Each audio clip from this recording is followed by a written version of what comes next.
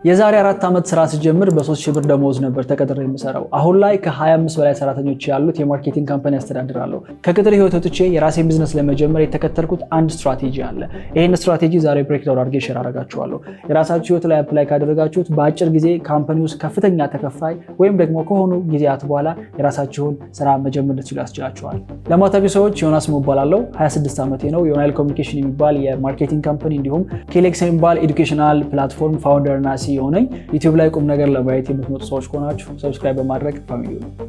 በዚህ ቪዲዮ ሁለት አይነት ሰዎች ነው ኮንሲደር የማደርገው። የመጀመሪያው ምንም አይነት ስራ የሌለው ሰው፣ ሁለተኛው ደግሞ ፍሪላንስ የሚያደርግ ወይም ፉል ታይም ተቀጥሮ እየሰራ ከ10,000 እስከ 20,000 ከዛ በላይ ሜክ የሚያደርግ ሰው። ስራ ለሌላችሁ ሰዎች ብዙ ምክንያቶች ሊኖራችሁ ይችላሉ። ግን ለአብዛኞቻችሁ ስራ የሌላችሁ የሚጠቅም ሙያ ወይም ስኪል እጃችሁ ላይ ስለሌለ ነው። የምትጠቅሙ ሰዎች ብትሆኑ ኑሮ ለዛ ለምትሰጡት ነገር ሰዎች ገንዘብ ይከፍላሉ። ሜቢ እጃችሁ ላይ ዲግሪ ሰርቲፊኬት ሊኖር ይችላል። ግን እሱን በመጠቀም እንዴት የሆነ ፕሮብለም ሶልቭ ማድረግ እንዳለባችሁ ካላወቃችሁ የያዛችሁት ወረቀት ነው። በዚህ ነገር ኦፌንድ ልትሆኑ ትችላላችሁ። ግን እውነታው ይሄ ነው። ቢካዝ እኔ ራሴ ዩዝለስ ነበርኩኝ የዛሬ 4 ዓመት አካባቢ። ምንም ስማርት ነኝ ላስብ እችላለሁ፣ ቴክኖሎጂ አውቃለሁ፣ ስልክ አለኝ ላስብ እችላለሁ። ግን የሆነ ፕሮብለም ሶልቭ እስካላደረኩ ድረስ ምንም ጥቅም የለኝም። ይሄ ደግሞ የገባኝ ስራ ፈልጋለሁ ገንዘብ ሜክ ማድረግ አለብኝ ብዬ ስነሳ ኦፈር ማድረገው ምንም ነገር እጄ ላይ የለም። የዛኔ ነው ሪያሊቲ በጥፊ ሲመታኝ የሆነ ስኪል ዴቨሎፕ ማድረግ አለብኝ ብዬ ግራፊክ ዲዛይን የሚባል ነገር ውስጥ የገባሁት። ኢቭን በዛ እንኳን የማያቸው ዩቲዩብ ቪዲዮዎች የሰጡኝ የሆነ አይነት ኢማጂነሪ እውቀት ያለ መስሎኝ ነበረ። ወደ ስራው ገብቼ ግን መሞከር ስጀምር አጌን ነገሩ እንዴት እንደሚሰራ አውቀዋለሁ፣ ግን አክቹአሊ ስራውን መስራት አልችልም። ሌላ ለሁለተኛ ጊዜ ሪያሊቲ በጥፊ የመታኝ የዛኔ ነው። ሶ መጥቀም ወይም ቫሉዌብል ሆኖ መገኘት ነገሮች እንዴት እንደሚሰሩ ማወቅ ብቻ ሳይሆን አክቹአሊ ነገሮችን ማከናወን መቻል ነው። ስለዚህ ስራ የለኝም ብላችሁ የምታስቡ ሰዎች ራሳችሁ መጠየቅ ያለባችሁ ለማን ምን አይነት ሊጠቅም የሚችል ነገር አለኝ፣ ለማን ምን አይነት አገልግሎት ልሰጥ እችላለሁ፣ እውቀቴን አቅሜን ችሎታዬን ለማን ይዤ ልሰጥ እችላለሁ። ይሄንን መመለስ ካልቻላችሁ ለእናንተ ቀጣዩ ስቴፕ የሚሆነው በራችሁን ዘግታችሁ ስኪል ዴቨሎፕ ማድረግ ነው። ማአት ቪዲዮዎች አሉ። አሁን ላይ በሀገራችን ከፍተኛ ተፈላጊነት ያላቸው ጥሩ ብር የሚከፈልባቸው ሙያዎች የትኞቹ ናቸው የሚለውን የሆነ ቪዲዮ ሰርቻለሁ። እዚህ አካባቢ ያስቀምጥላችኋለሁ። ገብታችሁ ቼክ አድርጉት። ስኪል ከሌላችሁ፣ ይሄ አንደርስታንዲንግ ከሌላችሁ እዚህ ቪዲዮ ላይ የማወራው ነገር በሙሉ ሴንስ አይሰጣችሁም። ስለዚህ ፖዝ አድርጉትና ያን ቪዲዮ አይታችሁ ተመልሳችሁ ትመጣላችሁ። ለሁለተኛው አይነት ሰዎች ኦልሬዲ ስራ ላይ ያላችሁት ሜቢ እስከ 10,000 ብር 20,000 ከዛም በላይ ሜክ ታረጉ ይችላልላችሁ። እናንተ ኢንካማችሁን መጀመሪያ ደብል ለማድረግና ወይም የራሳችሁን ቢዝነስ ለመጀመር ራሳችሁን ጠይቁት የምፈልገው ነገር ምን ሰርቼ ነው ይሄ ገንዘብ እየተከፈለኝ ያለው? የመጀመሪያው ጥያቄ ምን አይነት አክሽኖች ናቸው፣ ምን አይነት ሪስፖንሲቢሊቲዎች ናቸው ከኔ የሚጠበቁት ይሄን ያህል ገንዘብ እንዲከፈለኝ እያደረገ ያለው? ኦኬ በኔ ሙያ በኔ ዘርፍ ከኔ በላይ እየተከፈለው ያለው ሰው ማን ነው? እሱ ምን አይነት ነገሮችን ሰርቶ ነው ተጨማሪ ብር እየተከፈለው ያለው? ምክንያቱም እውነቱን አውራ ከተባለ ትንሽ ብር የሚከፈላችሁ ወርዝ የምታደርጉት ወይም ቫልዩዋችሁ ትንሽ ስለሆነ ነው። ጀነራላይዝ ስናደርገው ማለት ነው። ከናንተ በላይ ያለ ሰው ጥሩ ብር እየተከፈለው ያለው ከናንተ በላይ ጠቃሚ ስለሆነ ነው። ስለዚህ ስራችሁን አቁማችሁ የራሴን ነገር መጀመር አለብኝ ከማለታችሁ በፊት እዛ ካምፓኒ ውስጥ እየሰራችሁ ማደግ የምትችሉበት ወይም መሄድ የምትችሉበትን ያህል መሄድ ትችላላችሁ የሚለው ማወቅ አለባችሁ። ያ ማለት ሜቢ 5 ዓመት 10 ዓመት ሊፈጅ ይችላል የሆነ ፖዚሽን ላይ ለመገኘት። እስከዛ ድረስ ጠብቁ እያልኩኝ አይደለም፣ ግን ከናንተ በላይ ያሉ ሰዎች ያላቸው ስኪልና እውቀት እኔ ያለኝ ወይ የሚለውን እርግጠኛ ብትሆኑ አሪፍ ነው። ምክንያቱም ጀማሪ የሆነ አካውንታንት እና የሆነ ካምፓኒ ላይ ቺፍ ፋይናንስ ኦፊሰር የሆነ ሰው ሁለቱ ስራ አቋርጠው ቢወጡና የራሳቸውን ቢዝነስ ቢጀምሩ በአጭር ጊዜ ሰክሰስፉል የሚሆነው ቺፍ ፋይናንስ ኦፊሰር የሆነው ነው። ምክንያቱም ኤክስፔሪየንሱ አለው፣ ኮኔክሽኑ አለው፣ ገንዘቡ አለው። ስለዚህ ስትረግል አያደርግም። ለብዙ ጊዜ ቶሎ ብሎ ወደ ማርኬቱ መግባት ይችላል። ይሄኛው ግን የያዘው ነገር በጣም ትንሽ ስለሆነ ኮኔክሽን የለውም፣ ፋይናንስ የሚያደርገው ገንዘብ የለውም፣ እንደ አዲስ ነው ስትረግል የሚያደርገው። ይሄ ግን የሚሰራው ኦልሬዲ አሁን ላይ ተቀጥራችሁ ወይም ደግሞ ፍሪላንስ እያደረጋችሁ የምትሰሩበትን ስራ የምትወዱትና እሱ ላይ ፊውቸር የምታዩ ከሆነ ነው። ኮምፕሊትሊ ሙያችሁን መቀየርና አዲስ ነገር ውስጥ መግባት የምትፈልጉ ከሆነ ለእናንተም የሚሆን ሚስጥር አለኝ። እሱን ከተወሰኑ ደቂቃዎች በኋላ ነግራችኋለሁ። ስለዚህ ስራችሁን ከማቆማችሁ በፊት አሁን ባላችሁበት ፖዚሽን ላይ በደንብ ገንዘብ እንዲከፈላችሁ ማድረግ የመጀመሪያው ስቴፕ ነው። ይሄ በጣም ኢምፖርታንት ነው። ራሳችሁን ጠይቁ። ምን ሰርቼ ነው ምን ገንዘብ እየተከፈለኝ ያለው? ከኔ በላይ ያሉ ሰዎች ምን ሰርተው ነው ገንዘብ እየተከፈላቸው ያለው? ለምሳሌ እኔን ታሪክ ልንገራችሁ። ግራፊክ ዲዛይነር ሆኜ የሆነ ትምህርት ቤት ገባሁኝ። የዛኔ 3,000 ብር ነበር የሚከፈለኝ። ከኔ በላይ ያለው ልጅ ጥሩ ብር ነበር የሚከፈለው እና አሁን ላይ ነው ነገሮችን አናላይዝ ያደረኩት። አንደርስታንድ ሳደርገው የዛኔ እኔ ማተም እሰራለሁ፣ እኔ ቲሸርት አትማለሁ፣ እኔ የሆነ ነገር አደርጋለሁ። እሱ ግን ክላይንት ያመጣ ነበር። ጠቃሚነታችሁ ለዛ ካምፓኒ የተለያየ ነው። እኔ የማደርገውን ነገር መስራት ይችላል፣ ግን ከዛ ተጨማሪ ደግሞ እሱ ክላይንት ማምጣት ይችላል። ስለዚህ ካምፓኒው ላይ በደንብ ጠቃሚ ነበረ።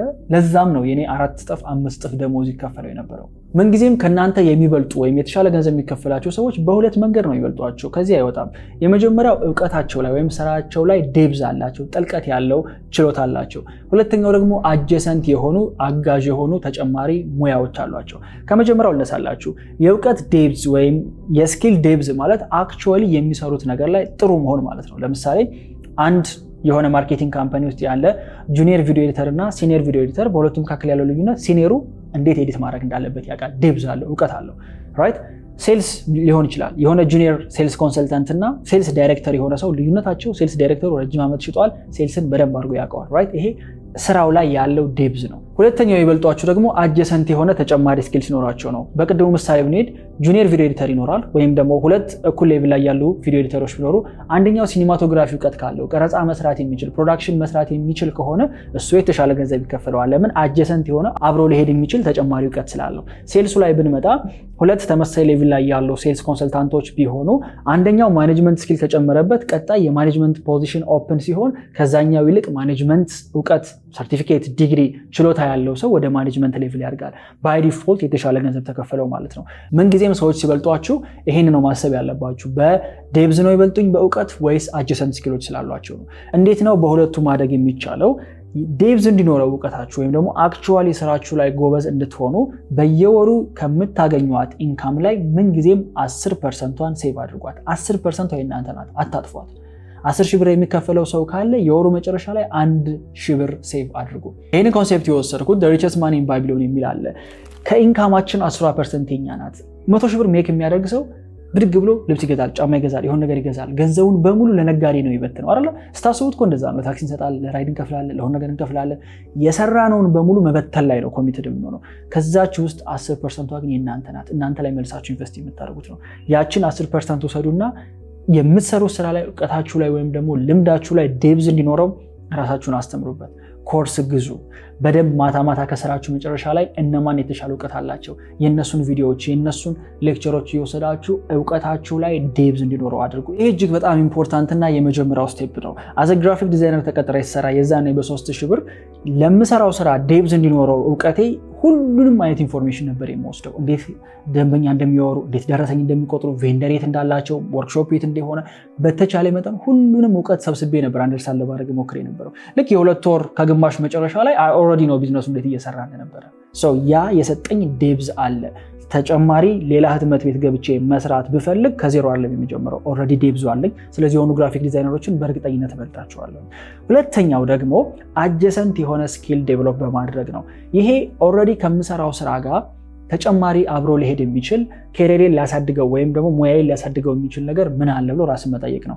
አዲስ ኮንሴፕት አይደለም። እናት አባቶቻችን ያደረጉት ነበር እኮ በፊት አይደለ? ቤተሰብ ለማስተዳደር ሲሉ ተጨማሪ 2-3 ስራዎችን ደርበው ይሰራሉ። ዩዥዋሊ ሰዎች ጭራሽ አብሮ የሚያሄድ የተራራቀ አይነት ስራ ሲሰሩ እናገኛለን። ይሄ ጀስት ታይማቸውን ከመሸጥ የዘለለ ምንም የተለየ ነገር አይሰጣቸውም። በቃ በርን ያደርጋል መጨረሻ ላይ። ለምሳሌ ቅድም ያነሳለው የሪል ስቴት ሴልስ እየተሯሯጠ ቤቶችን ይሸጣል። ከዛ ግን በመኪናው ራይድ ይሰራል እንበል። ራይድ መስራት ተጨማሪ አጀሰንት የሆነ ስራ ነው አይደለ? ኢንካም ያገኝበታል። ግን ራይድ መስራቱ ኬሪየር ሊሆነው አይችልም። ዮናስ መጥቶ ያንን ሰው ቢያወራው ምንድነው ሊለው የሚችለው? ራይድ የምትሰራበትን ታይም ራይድ ከመስራት ይልቅ አይነው ገንዘብ ጀነሬት ልታደርግበት ትችላለህ። ግን ዋይናት ያለችን ኢንካም ሴቭ እያደረግ ማኔጅመንት ለምን አትማርም? ሶዛት የምትሰራበት ሙያ ላይ ከሴልስ ኮንሰልተንትነት ባለፈ ሴልስ ዳይሬክተር መሆን ትችላለህ። ዳት ወይ እዚህ ጋር በየቀኑ ሜክ ታረጋት የነበረችው ገንዘብ በሆነ ምክንያት ታመህ ቢቆም የራይድ ስራው ከቆመ ኢንካም ከቆመ ማለት ነው። ያኛው ግን ዋንስ ኬሪየር ካደገ ከዛ በኋላ ኮንስታንትሊ ግሮዝ ነው የሚሆነው። አጀሰንት ማለት አብሮ ሊሄድ ወይም አላይን ሊያደርግ የሚችል ሙያ ዴቨሎፕ ማድረግ ነው። ይሄንም የምታደርጉት ዋና ስራችሁ 9 to 5 ሊሆን ይችላል፣ ከጧት እስከ ማታ ሊሆን ይችላል የምትሰሩት። የቀረችው ታይም ላይ 10% ኢንካማችሁን ሴቭ በማድረግ እንደ አዲስ ራስን በማስተማር ነው። ማታ ማታ ልክ የዛኔ ግራፊክ ዲዛይን እየሰራሁኝ አጀሰንት የሆነ ስኪል ምን ሊኖር ይችላል አብሮ ሊሄድ የሚችል ብዬ ስጠይቅ የመጣልኝ ሶሻል ሚዲያ ማርኬቲንግ ነበር። ኦኬ ሶሻል ሚዲያ ማርኬቲንግ ማጥናት አለብኝ። ማታ ማታ ልክ ከስራ እንደተመለስኩኝ ታክሲም ላይ ራት በልቼም ቁጭ ብዬ የኤስኤምኤም ቪዲዮዎች ነበር ስመለከት የነበረው። አየሁት እንዴት ምን ሊሰራ እንደሚችል አንደርስታንድ አደረኩት። ከዛ ያችን እውቀት አፕላይ ለማድረግ የሶሻል ሚዲያ ማርኬቲንግ እውቀቴን ይዤ ህትመት ቤት ሄድኩኝና ፍሬንድስ የፖፑላር ሾው ነው የሞዶ ሾው ነበረ በጊዜውና የፍሬንድስ ካራክተሮችን ቲሸርት ላይ ያተምኩኝ በፌስቡክ መሸጥ ጀመርኩኝ። የህትመት ስራንና የሶሻል ሚዲያ ማርኬቲንግን የፌስቡክ አድቨርታይዚንግን ስራ አንድ ላይ ያደረኩትና በሚገርማችሁ ሁኔታ እዛ ቤት ኮንስታንትሊ የፍሬንድስ ቲሸርት ለመግዛት የሚመጡ ሰዎች ነበሩ። ኮንስታንትሊ ነው የምላቸው። እና የሆነ ጊዜ ላይ ባለቤቶቹም ምንድነው የተፈጠረ ያለው በጣም ፉት እየበዛ ነው ሰው እየተመላለሰ ነው ሲባል ቲሸርት እየሸጥኩኝ ነው። right so ያ የሶሻል ሚዲያ ማርኬቲንግ ኖሌጅ የዛን ጊዜ ያስኳት የግራፊክ ዲዛይን ስራዬን ሪዛይን እንዳደረግ በቃኝ ብዬ እንዳቆም ድፍረት የሰጠኝ ሶሻል ሚዲያ ማርኬቲንግ መማሬና በሆነች መንገድ እዛ ውስጥ ያለው ፕሩፍ ስላደረኩት ነው። ይሄን ኤግዛምፕል በራሳችሁ ህይወት አፕላይ አድርጉትና ሌላ ተጨማሪ ሳይድ ጊግ ምን ልጀምር እችላለሁ አብሮ እዛው የምሰራበት ቦታ ላይ ቴስት ላደርገው ልሞክረው የምችለው ወደፊት ፊቸር ላይበት የምችለው በወጣ እንኳን ቅድም ያነሳውላችሁ ሙሉ ለሙሉ ኬሪየር ሙያ መቀየር እንኳን ብፈልግ ድንገት ብድግ ብዬ ስራዬን አቆሜ አሁን ምን ልስራ ብዬ ሳይሆን ኮንፊውዝድ የሚሆነው እዛው የምሰራበት ላይ ያችን ተጨማሪ ሙያ ኤክስፐሪመንት አድርጊያታለሁ። ሰው ናው አውቃለሁ ወዴት ሊያድግልኝ እንደሚችል ድፍረትም ይሰጠኛል፣ ፕላን አክቹዋሊ ይኖረኛል ማለት ነው። አሁን ያወራሁት ነገር ሞር ሴንስ እንዲሰጣችሁ ኬሪየር ግሮዝ ኳድራንት የሚለዋለን። ይሄ ኳድራንት ለአራት የተከፈለ ነው። ወደ ጎን ዴብዝ ነው የሚያሳየው የሙያ ችሎታ፣ ወደ ላይ ደግሞ አጀሰንት የሆኑ ስኪሎች ናቸው። ከመጀመሪያው ኳድራንት ስነሳ እነዚህ ሙያቸው ላይ ጥልቅ የሆነ እውቀት አላቸው። ከዛ ተጨማሪ ደግሞ አጀሰንት የሆኑ ስኪሎችም አላቸው። ቅድም ያነሳ ነው ሴልስ ዳይሬክተር ማኔጅመንት ስኪልም አለው፣ ሴልስ ላይ ደግሞ ኤክስፒሪየንስ ነው። እነዚህ እጅግ በጣም አምቢሽየስ የሆኑ ሰዎች ናቸው፣ ወደ ጎንም ወደ ላይ ማደግ የሚችሉ። ሁለተኛው ኳድራንት ላይ ያሉ ሰዎች የሚሰሩት ስራ ላይ ዴብዝ ወይም ደግሞ እውቀቱ ጥልቀቱ የላቸውም፣ ግን አዳዲስ ነገር መሞከር ላይ ጎበዝ ናቸው። የሆነ ጊዜ ላይ የሆነ ቱቶሪያል ይመለከታል፣ የሆነ ጊዜ የሆነ ኮርስ ይጀምራል፣ የሆነ ሰርቲፊኬት ይሰበስባል፣ የሆነ ዲግሪ ይሰበስባል። እነዚህ ሰዎች አንዱም ላይ ጥልቅ የሆነ እውቀት የላቸውም። ረጅም ጊዜያቸውን አዲስ ነገር በመሞከር ወይም ደግሞ ሻይን የሆነውን ኦብጀክት በመመልከት ነው ጊዜያቸውን የሚያሳልፉት። ይሄ ጥሩ የሚባል ነገር አይደለም፣ ግን የራሱ የሚጠቅመው ነገር አለው። ብዙ ነገር በመሞከራቸው አንዱ ነገር ላይ በኋላ ፎከስ እንዲያደርጉ ሊያስችላቸው ይችላል። አደ ሞመንት ግን ሪዋርድ አያገኙበትም፣ ምክንያቱም ምንም ነገር ላይ ፎከስ ስላላደረጉ። ሶስተኛው ኳድራንት ላይ ያሉ ሰዎች አጀሰንት ነገርም ዴቨሎፕ እያደረጉ አይደለም፣ ሙያቸው ላይ ደግሞ ጥልቀትም የላቸውም። እነዚህ ሰዎች ሌዚ እንላቸዋለን። ወዴትም እያደጉ አይደለም፣ ስታግናንት ናቸው።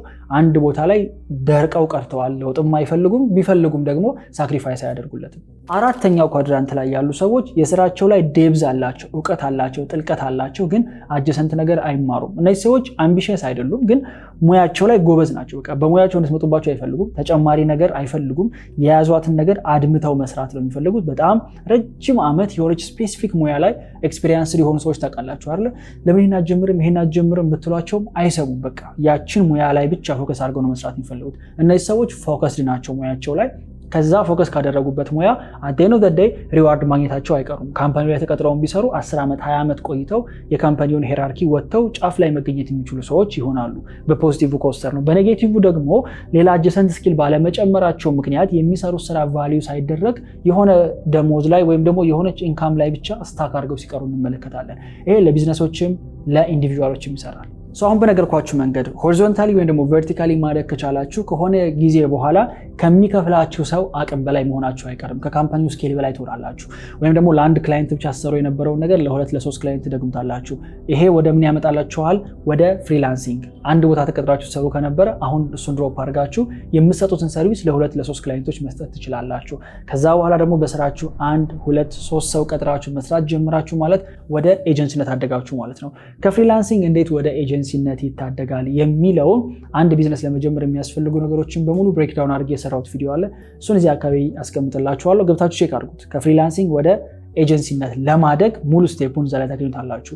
የዛሬው ቪዲዮ ዓላማ ግን ኢንካሜን ደብል ማድረግ 3 እጥፍ 4 እጥፍ ማሳደግ እፈልጋለሁ የሚል ሰው አሁን በነገርኳችሁ መንገድ ከዛ ካምፓኒ የክፍያ ስኬል በላይ በመሆን ራሱንም ማሳደግ ከዛም ካምፓኒ ደግሞ ወጥቶ የራሱን ቢዝነስ መጀመር ይችላል። ይሄንን አንደርስታንድ ሳደርግ በ2 ወር ከ15 ቀን ጊዜ ውስጥ የግራፊክ ዲዛይን ስራዬን አቆሜ ሌሎች ተጨማሪ ክላይንቶችን ለማሳደድ በሶሻል ሚዲያ ማርኬቲንግ ከዛ ስራ ወጣሁኝ።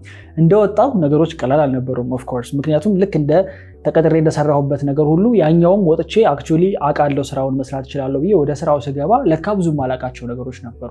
እሱን ሪያላይዝ ለማድረግ የተወሰነ ጊዜ ፈጅቶብኛል፣ ግን በውሳኔ እጅግ በጣም ደስተኛ ነበርኩ። ምክንያቱም አዲስ ቻፕተር ነው ያ የከፈተልኝ። ግን ብላይንድ የሆነ ዲሲዥን ወይም ደግሞ የቅጥር ህይወት በቃኝ ብዬ አቋርጬ አልነበር የሚወጣሁት። ባካፕ ፕላኔን እዛው ያለው ነበር ዲቨሎፕ ያደረኩት።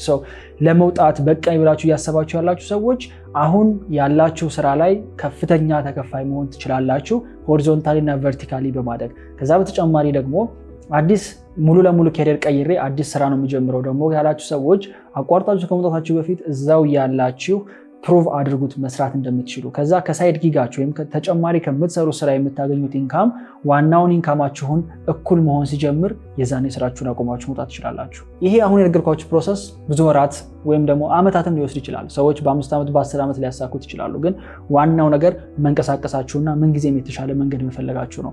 እያንዳንዷን ስቴፕ ባይ ስቴፕ ይችን ከተከተላችሁና ሁልጊዜ ራሳችሁን ለማሳደግ ኮሚትድ ከሆናችሁ ከሆኑ ወራት ወይም አመታት በኋላ ራሳችሁን እጅግ በጣም የተሻለ ቦታ ላይ እንደምታገኙት ምንም አልጠራጠርም። አይ ሆፕ ይሄኛው ቪዲዮ ጠቃሚ እንደነበረ። በሌላ ኮንቴንት እንገናኛለን። See you